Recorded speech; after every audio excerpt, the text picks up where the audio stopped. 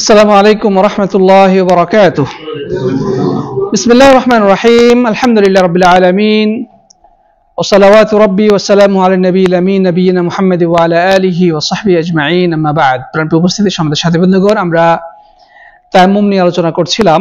গত ক্লাসে আমরা যে বিষয়গুলো আলোচনা করেছিলাম তার মধ্যে যে পয়েন্টটি ছিল সেটি হচ্ছে যে আল্লাহ সুবহানাহু ওয়া তাআলা দ্বীন ইসলামকে আমাদের জন্য পালন করা সহজ করে দিয়েছেন। তার অন্যতম একটি উদাহরণ হচ্ছে পানির বিকল্প হিসেবে পবিত্র মাটি দ্বারা তায়াম্মুম করার বিধান। আল্লাহ তাআলা দ্বীনকে আমাদের জন্য সহজ করেছেন যেন আমরা জটিলতায় না পড়ি। আর রব্বুল আলামিন সূরা মায়েদার 6 নম্বর আয়াতে তায়াম্মুম করার বিধান, পদ্ধতি এবং এর উদ্দেশ্য বর্ণনা করে দিয়েছেন। এরপর রাসূল করিম সাল্লাল্লাহু আলাইহি ওয়াসাল্লামের সেই হাদিসটি আমরা গত ক্লাসে আলোচনা করেছি, যেখানে রাসূল করিম সাল্লাল্লাহু আলাইহি ওয়াসাল্লাম বলেছেন যে জুইলাত লিল আরদু মাসজিদান ওয়া তাহুরা ফাআইয়ুমা রাজুলিন আদরাকাতুস সালাহ ফালিউসাল্লি। অতএব যখন একজন মানুষ নামাজের সময় পেয়ে যাবে, অর্থাৎ সে যেখানেই থাকুক না কেন, যে অবস্থা থাকুক না কেন, যখনই নামাজের সময় হয়ে যাবে সে সেখানে কি করবে? নামাজ পড়ে নেবে। পানি পেলে পানি দ্বারা পবিত্র অর্জন করবে, পানি না পেলে পবিত্র মাটি দ্বারা তায়াম্মুম করে সেখানে কি করবে? নামাজ আদায় করবে। তো যাই হোক, আমরা আজকে আরেকটু ডিটেলসে যাব যে কোন কোন কারণে তায়াম্মুম করা জায়েজ, কোন কোন কারণে তায়াম্মুম করা জায়েজ। এক নম্বর হচ্ছে পানি যদি না পাওয়া যায়, অর্থাৎ পানির সংকট, ওযু বা গোসল করার মতো পানি নাই, অথবা পানি যেটুকু আছে তার পরিমাণ খুবই কম, ওইটুকু যদি ওযু বা গোসলে ব্যবহার করা হয় তাহলে পানি পান করার মতো কিছু থাকবে না, তখন পিপাসায় কষ্ট হবে। তো এই ক্ষেত্রে ওযু বা গোসলের প্রয়োজন নেই, ওই পানিটুকু পিপাসা নিবারণের জন্য বা পানাহারের ক্ষেত্রে ব্যবহারের জন্য রেখে দিবে, তখন ওই ক্ষেত্রে তায়াম্মুম করতে পারবে। হয় পানি একেবারেই নাই, অথবা পানির স্বল্পতা, অথবা এমন পানি আছে যে পানিটা আসলে ব্যবহারযোগ্য না। পানি আছে কিন্তু আপনি পানিটা ব্যবহার করতে পারেন, এত বেশি গরম যে পানি ব্যবহার করতে পারছেন না, অথবা পানি আছে এত বেশি ঠান্ডা যে ওই পানি ব্যবহার করলে অসুখ হয়ে যাওয়ার সম্ভাবনা আছে বা শারীরিক কোনো ক্ষয়ক্ষতির সম্ভাবনা রয়েছে। তাহলে এই পানি থাকা আর না থাকা এক সমানই, ঠিক না? ঠিক। তাহলে আমরা প্রথম কারণ জানতে পারলাম যে তায়াম্মুম করা জায়েজ যদি পানি না থাকে, অথবা পানির সংকট থাকে, অথবা পানি থাকে কিন্তু সেটা ব্যবহারযোগ্য না হয়। 2 নম্বর হচ্ছে, প্রিয় বন্ধুগণ, যদি পানি ব্যবহারে শারীরিক কোনো ক্ষয়ক্ষতির আশঙ্কা থাকে অসুস্থতার কারণে, যেমন শরীরে ব্যান্ডেজ আছে, অথবা এমন রোগ যে রোগে ডাক্তারের পরামর্শ হচ্ছে যে পানি ব্যবহার করা যাবে না, পানি ব্যবহার থেকে বিরত থাকতে হবে। যদি পানি ব্যবহার করা হয় তাহলে অসুখ বেড়ে যেতে পারে, অথবা আরোগ্য বিলম্বিত হতে পারে। মানে পানি যদি ব্যবহার করেন আপনার রোগটা দীর্ঘস্থায়ী হয়ে যাবে, আরোগ্য বিলম্বে হবে। তাহলে সেই ক্ষেত্রে আপনি পবিত্র মাটি দ্বারা তায়াম্মুম করতে পারবেন। অথবা পানি এতটা দূরে আছে যে আপনি যদি পানি আনতে যান তাহলে আপনার সাথে যে আসবাবপত্র, মাল সামগ্রী, অথবা স্ত্রী পরিবার, সন্তান সন্ততি আছে, এদের ক্ষয়ক্ষতি হওয়ার আশঙ্কা আছে।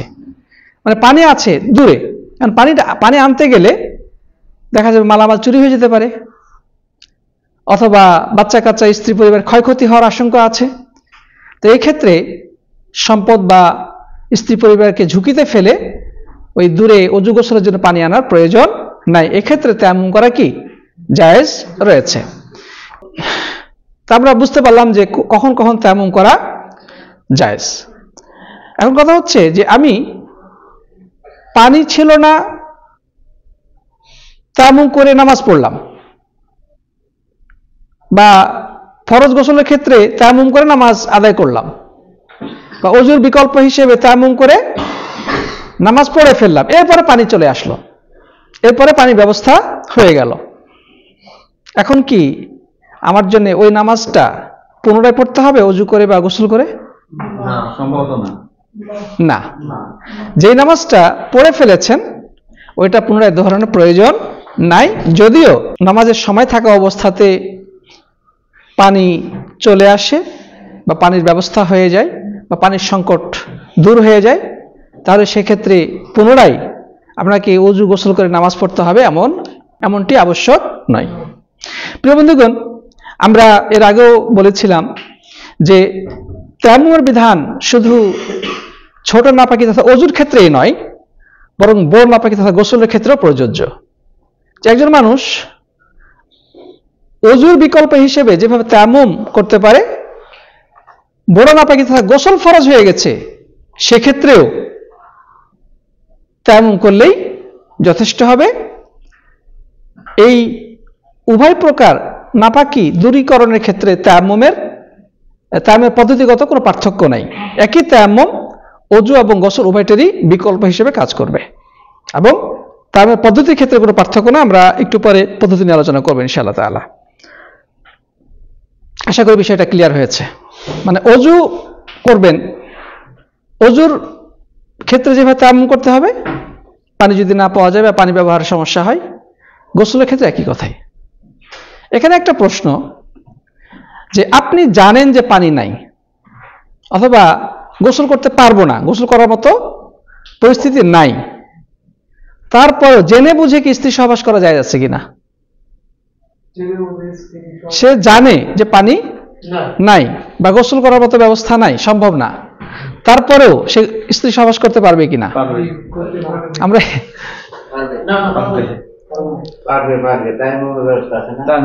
জি, সঠিক হলো পারবে, কোনো সমস্যা। আল্লাহ তাআলা যেহেতু আমাদেরকে বিকল্প দিয়ে দিয়েছেন যে পানি না পেলে পানিতে তায়াম্মুম করবে, তো সেই জায়গা থেকে আমরা বলবো যে সে জেনে বুঝে ইচ্ছা করলে স্ত্রী সহবাস করতে পারে। যদি তার ইচ্ছা হয় সে করবে, পরে তায়াম্মুম করে নেবে। কারণ আল্লাহ তাআলা আমাকে দুটো অপশনই দিয়েছেন, পানি না পেলে মাটি। অতএব কখন পানি আসবে সে পর্যন্ত আমাকে অপেক্ষায় থাকতে হবে এটা জরুরি না। আচ্ছা প্রিয় বন্ধুগণ, আমরা এরপরে যাব যে তায়াম্মুম করব কি পদ্ধতিতে, এর পদ্ধতিটা কি, এটা খুব গুরুত্বপূর্ণ একটি বিষয়। তায়াম্মুম করার পদ্ধতি একদমই সহজ। প্রথমে মনে নিয়ত থাকতে হবে পবিত্রতা অর্জনের। ইন্নামাল আমালু বিন্নিয়াত, ইন্নামাল আমালু বিন্নিয়াত। নিয়তের সমস্ত আমল নির্ভর করতেছে। অতএব সকল ইবাদতের ক্ষেত্রে নিয়ত অপরিহার্য। মনের মধ্যে নিয়ত থাকতে হবে যে আপনি পবিত্র অর্জন করছেন। এটা ওযুর ক্ষেত্রে, গোসলের ক্ষেত্রে, তায়াম্মুমের ক্ষেত্রে, নামাজের ক্ষেত্রে, রোজার ক্ষেত্রে, সব ক্ষেত্রেই নিয়ত অবশ্যই থাকতে হবে। এটা ইবাদতের একটা রুকন, নিয়ত থাকা। নিয়ত যদি না থাকে তাহলে ওই ইবাদত বাতিল বলে গণ্য হবে। তো সাথী বন্ধুগণ, তায়াম্মুমের ক্ষেত্রে নিয়ত থাকা অপরিহার্য। 2 নম্বর হচ্ছে বিসমিল্লাহ বলে 2 হাত মাটিতে মারবে। বিসমিল্লাহ বলে 2 হাত মাটিতে মারবে, অথবা যদি মাটির ঢিলা থাকে মাটির ঢিলাতে মারবে, অথবা যদি ধুলা থাকে ধুলাতে 2 হাত মারবে, অথবা বালুর উপরে মারবে। মোট কথা তায়াম্মুম যে জিনিসটার উপরে করবে, হ্যাঁ, মাটি বা মাটি জাতীয় জিনিস, ওই জিনিসটার উপরে 2 হাত মারবে বিসমিল্লাহ বলে। এরপরে 2 হাত একত্রিত করে ফু দিয়ে নিবে, যেন হাতের মধ্যে যদি বেশি পরিমাণে ধুলাবালি লেগে থাকে সেটা যেন পড়ে যায়, অথবা এভাবে ঝেড়ে ফেললেও চলবে। ফু দিতে পারে বা ঝাড়তে পারে। এরপরে 2 হাত একত্রিত করে মুখমণ্ডল, অর্থাৎ আপনার যে চেহারা, মুখমণ্ডল বা চেহারার উপরে একবার হাত কি করবে? মাসে করবে। আবার বলছি, প্রথমে নিয়ত, তারপরে বিসমিল্লাহ, তারপর 2 হাত পবিত্র মাটিতে মেরে 2 হাত একত্রিত করে ফু দিবে বা ঝেড়ে ফেলবে। এরপর মুখমণ্ডল একবার, এরপরে ডান হাতের কবজি, এরপরে বাম হাতের কবজি, এভাবে করে একবার করবে। কয়বার? একবার।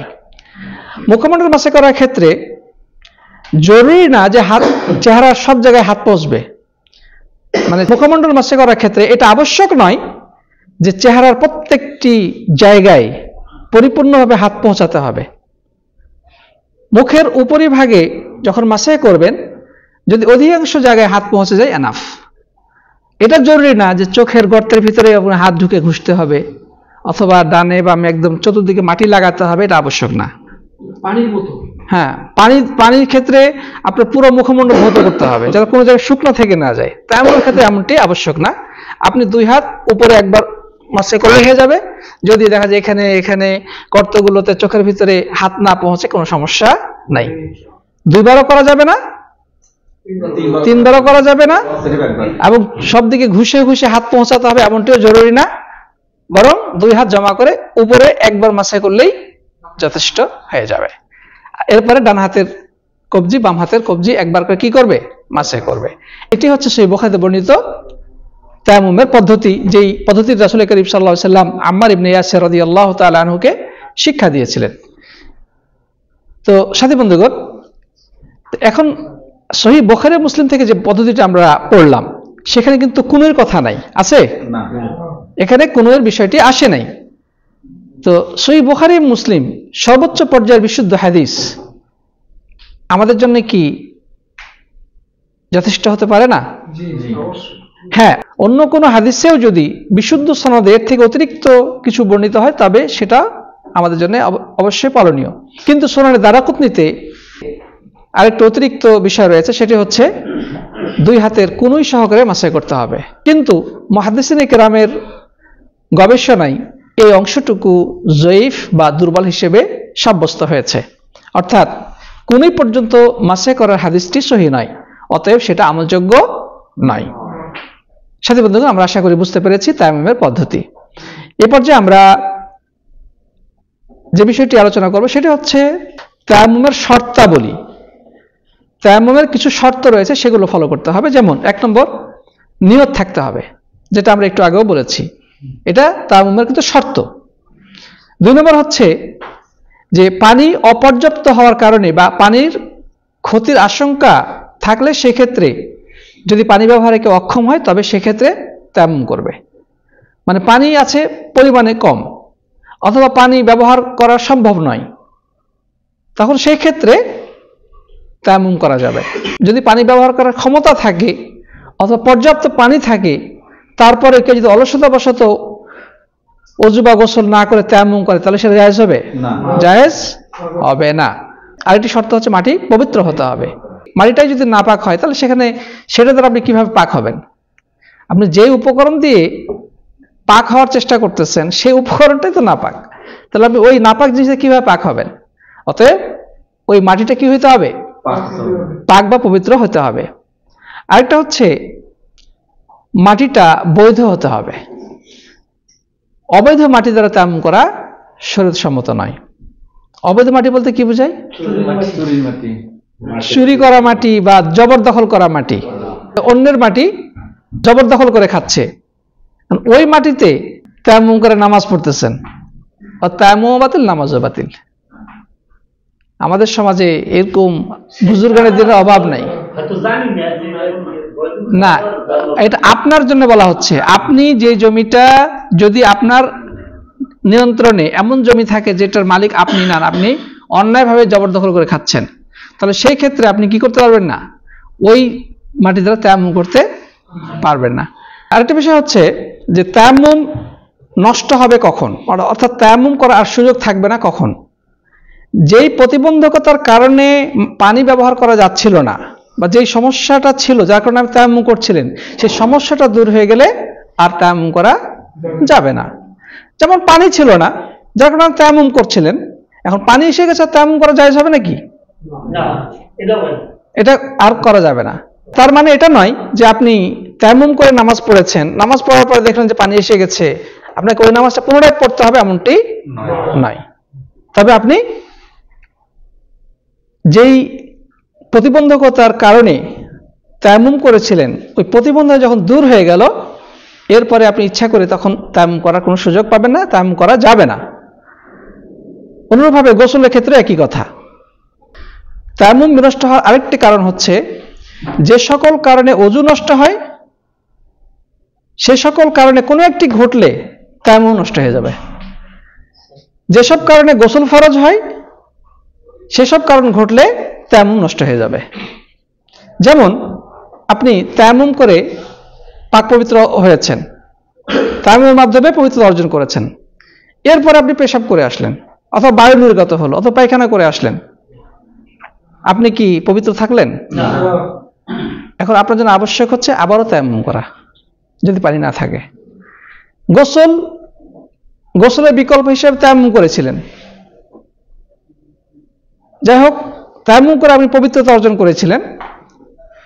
তো এই অবস্থায় যদি আবার গোসল ফরজ হয়ে যায় আপনার জন্য, তখন কিন্তু ওই তায়াম্মুম যথেষ্ট না, তায়াম্মুম নষ্ট হয়ে গেছে। বরং সেক্ষেত্রে আপনাকে আবারও কি করতে হবে? তায়াম্মুম করে নামাজ আদায় করতে হবে। গোসল এবং ওযুর ক্ষেত্রে একই, তায়াম্মুমের পদ্ধতি একই। আমরা বলেছিলাম, এর আগেও বলেছি যে গোসল এবং ওযু উভয়ের ক্ষেত্রে তায়াম্মুমের পদ্ধতি একই, কোনো পার্থক্য নাই। তো যাই হোক সাথী বন্ধু, আমরা আর কথা লম্বা করতে চাই না। আশা করি তায়াম্মুমের পদ্ধতি আমরা জানতে পেরেছি, কি কি কারণে তায়াম্মুম করা জায়েজ, আর তায়াম্মুমের শর্তাবলী কি কি, এবং কি কারণে তায়াম্মুম নষ্ট হয়। আজকে আমরা আলোচনা থেকে সে বিষয়গুলো আশা করি জানতে পেরেছি। আল্লাহ তাআলা আমাদের সবাইকে দ্বীনের সহি জ্ঞান অর্জন করে সে আলোকে আমল করার তৌফিক দান করুন। আমিন। হাযা ওয়া সাল্লাল্লাহু আলা নবিয়িনা মুহাম্মদ ওয়া আলা আলিহি ওয়া সাহবিহি আজমাইন।